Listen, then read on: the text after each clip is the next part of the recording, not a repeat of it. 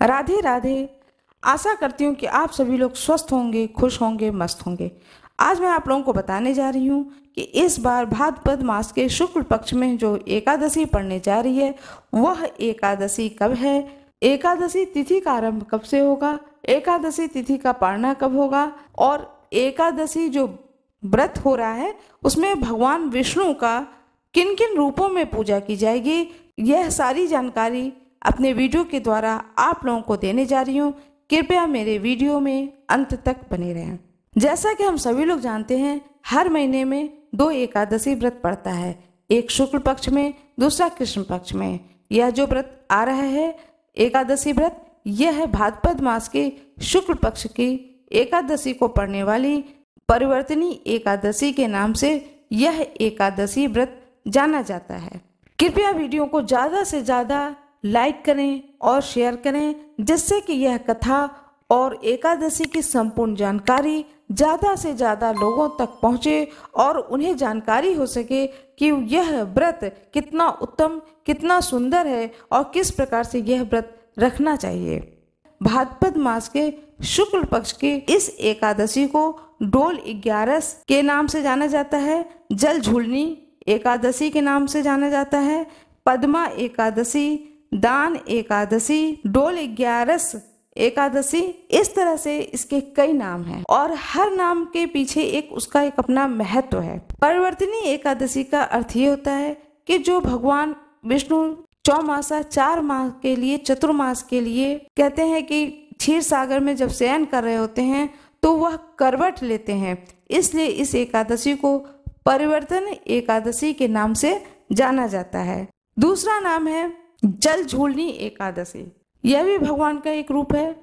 कहते हैं कि भगवान विष्णु नौकायन पर सवार होकर के जल में लेटी हुई अवस्था में दिखाई देते हैं, तो उसको जल झूलनी के नाम से जाना जाता है।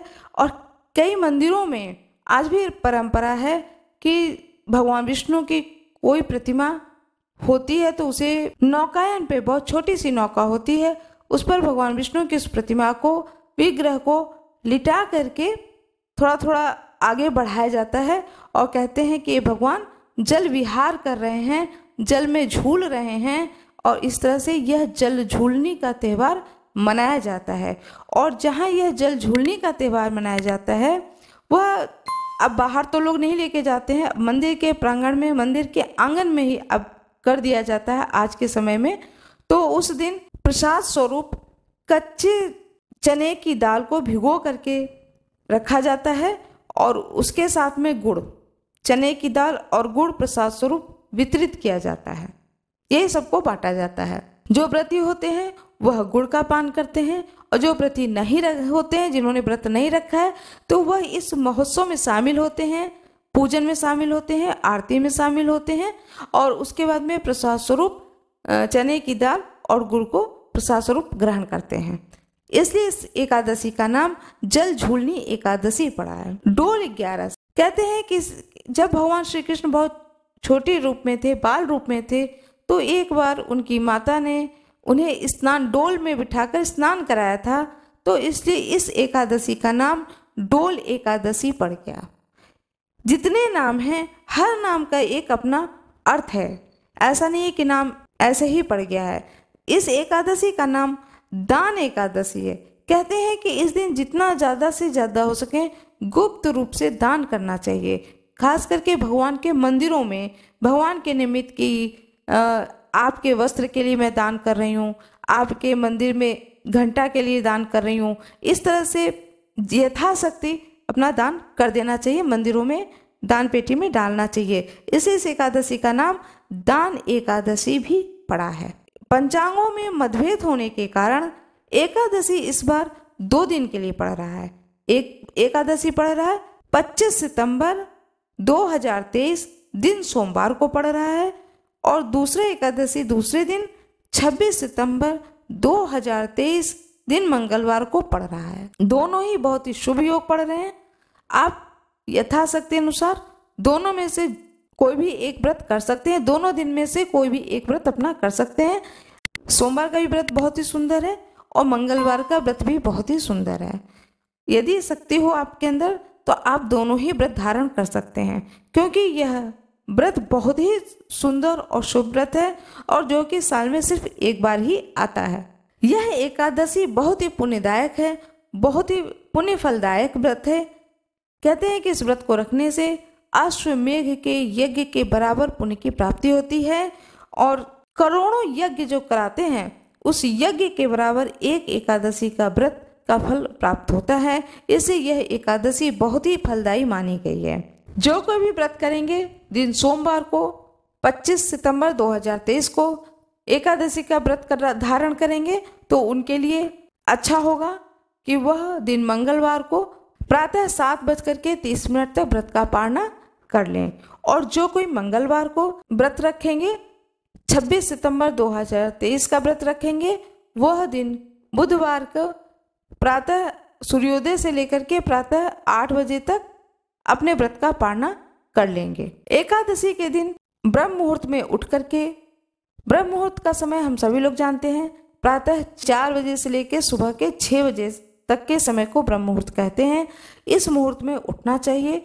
स्नान ध्यान करने के बाद में भगवान सूर्य को अर्घ दें, तुलसी जी की पूजन करें, तुलसी जी को धूप दीप दिखाएं, भोग लगाएं। यह तुलसी पूजन करना चाहिए। नित्य कर्म जो आप अपने घर में नित्य पूजा करते हैं उस पूजन को करें। पूजन करने के बाद में स्वयं से संकल्पित हूँ कि आज मैंने एकादशी के व्रत को धारण किया है और मैं एकादशी के व्रत का जो नियम है उन सारे नियमों को यथाशक्ति पालन करूँगा या करूँगी। लेकिन ऐसा नहीं है कि कोई एक नियम छूट जाए, तो भूल चूक हर एक इंसान से होती है। इसे भगवान के आगे खड़े होकर के हाथ जोड़ करके क्षमा प्रार्थना भी कर लेनी चाहिए। यदि आपके पास में भगवान वामन का फोटो हो तो भगवान वामन का रूप में भगवान विष्णु की पूजा अवश्य करनी चाहिए। एक पाटा या चौकी रखें, लाल या पीला वस्त्र बिछाएं उस चौकी के ऊपर।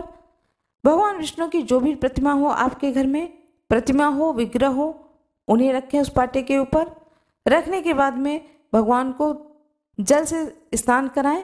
यदि प्रतिमा है तो जल से स्नान कराएं और यदि फोटो है तो उसे फूल से पानी जल को छिड़क दें। इस तरह से भगवान का पूजा आरंभ करें। चंदन लगाएं, भगवान के माथे पे चंदन लगाएं, भगवान को फूलों की माला पहनाएं, फूल चढ़ाएं, भोग लगाएं।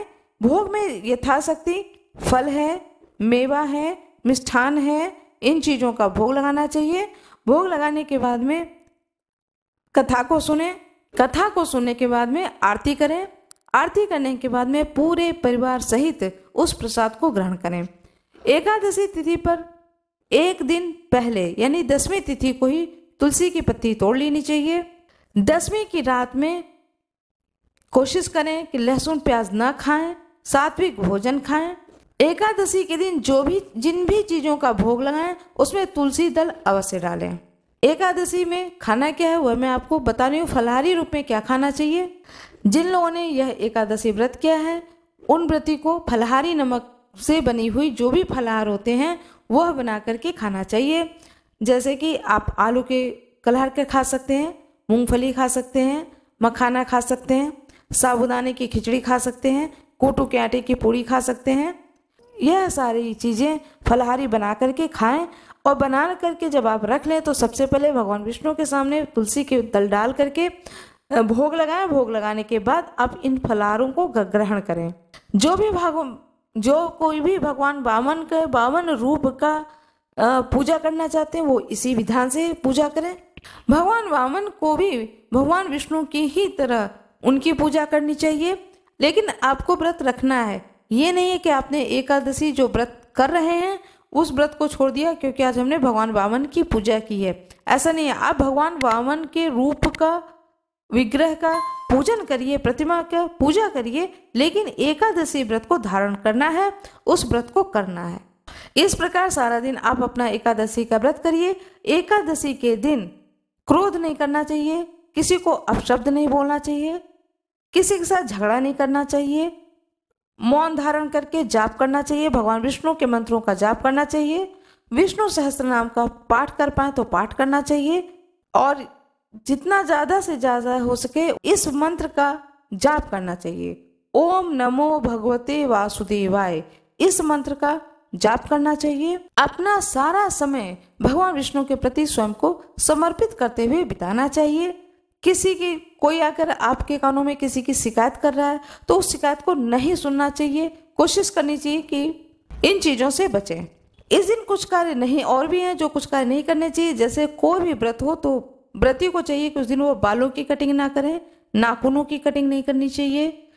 ये सारी चीज़ें मना की जाती हैं कि जब कोई भी व्रत रखा जाता है तो ये कटिंग नहीं करनी चाहिए। न बालों की कटिंग करनी चाहिए और न ही नाखून की कटिंग करनी चाहिए और न ही शेव करना चाहिए। यह 3 कार्य नहीं करने चाहिए। इस प्रकार से इस एकादशी व्रत को करते हुए अपने जीवन को सफल बनाएं। कृपया वीडियो को ज़्यादा से ज़्यादा लाइक करें और शेयर करें, जिससे कि यह कथा और एकादशी की संपूर्ण जानकारी ज़्यादा से ज़्यादा लोगों तक पहुँचे और उन्हें जानकारी हो सके कि यह व्रत कितना उत्तम, कितना सुंदर है और किस प्रकार से यह व्रत रखना चाहिए। भगवान विष्णु की जय हो, माता लक्ष्मी की जय हो। आज मैं आप लोगों को कथा सुनाने जा रही हूँ। भाद्रपद मास शुक्ल पक्ष की पद्मा एकादशी परिवर्तनी एकादशी की कथा सुनाने जा रही हूँ। अपने हाथ में पुष्प ले लें। एक बार युधिष्ठिर जी ने भगवान श्री कृष्ण से पूछा कि हे केशव, भाद्रपद मास के शुक्ल पक्ष में जो एकादशी होती है उसका नाम क्या है, कौन देवता हैं और किस विधि से यह पूजा की जाती है, यह बताइए। भगवान श्री कृष्ण बोले, हे राजन, इस विषय में मैं तुम्हें आश्चर्यजनक कथा सुनाता हूँ, जिसे ब्रह्मा जी ने महात्मा नारद जी से कहा था। नारद जी ने जब पूछा कि भगवान विष्णु से कि हे चतुर्मुख, आपको नमस्कार है, मैं भगवान विष्णु की आराधना करने के लिए आपके मुख से यह सुनना चाहता हूँ कि भाद्रपद मास के शुक्ल पक्ष में कौन सी एकादशी होती है। ब्रह्मा जी ने कहा, हे मुनिश्रेष्ठ, तुमने बहुत उत्तम बात पूछी है। क्यों न हो वैष्णव जो ठहरे। भादो के शुक्ल पक्ष की एकादशी पद्मा के नाम से विख्यात है। उस दिन भगवान ऋषिकेश की पूजा होती है। यह उत्तम व्रत अवश्य करने योग्य है। सूर्य वंश में मानधाता नामक एक चक्रवर्ती सत्य प्रतिज्ञ और प्रतापी राजऋषि हो गए हैं। वह अपने प्रजा का अपने पुत्रों की भांति धर्म पूर्वक पालन किया करते थे। उनके राज्य में अकाल नहीं पड़ता था, मानसिक चिंताएं नहीं सताती थीं, व्याधियों का प्रकोप नहीं होता था। उनकी प्रजा निर्भय तथा धन धान्य से समृद्ध थी। महाराजा के कोष में केवल न्यायोपार्जित धन का ही संग्रह था। उनके राज्य में समस्त वर्णों और आश्रमों के लोग अपने अपने धर्म में लगे रहते थे।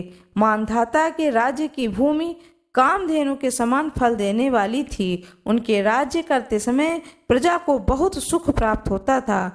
एक समय किसी कर्म का फल भोग प्राप्त होने पर राजा के राज्य में 3 वर्षों तक वर्षा नहीं हुई। इससे उनकी प्रजा भूख से पीड़ित हो नष्ट होने लगी। तब संपूर्ण प्रजा ने महाराज के पास जाकर इस प्रकार कहा। प्रजा बोली, हे नृपश्रेष्ठ, आपको प्रजा की बात सुननी चाहिए। पुराणों में मनीषी पुरुषों ने जल को नारा कहा है। वह नारा ही भगवान का आयन निवास स्थान है, इसलिए वे नारायण कहलाते हैं। नारायण स्वरूप भगवान विष्णु सर्वत्र व्यापक रूप में विराजमान हैं। वे ही मेघ स्वरूप होकर वर्षा करते हैं। वर्षा से अन्न पैदा होता है और अन्न से प्रजा का जीवन धारण होता है।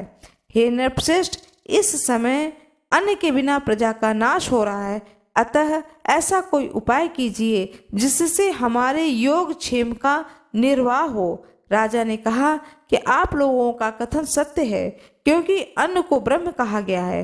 अन्न से प्राणी उत्पन्न होते हैं और अन्न से ही जगत जीवन धारण करता है। लोक में बहुधा ऐसा सुना जाता है तथा पुराणों में भी बहुत विस्तार के साथ ऐसा वर्णन है कि राजाओं के अत्याचार से प्रजा को पीड़ा होती है, किंतु जब मैं बुद्धि से विचार करता हूँ तो मुझे अपना किया हुआ कोई अपराध नहीं दिखाई देता।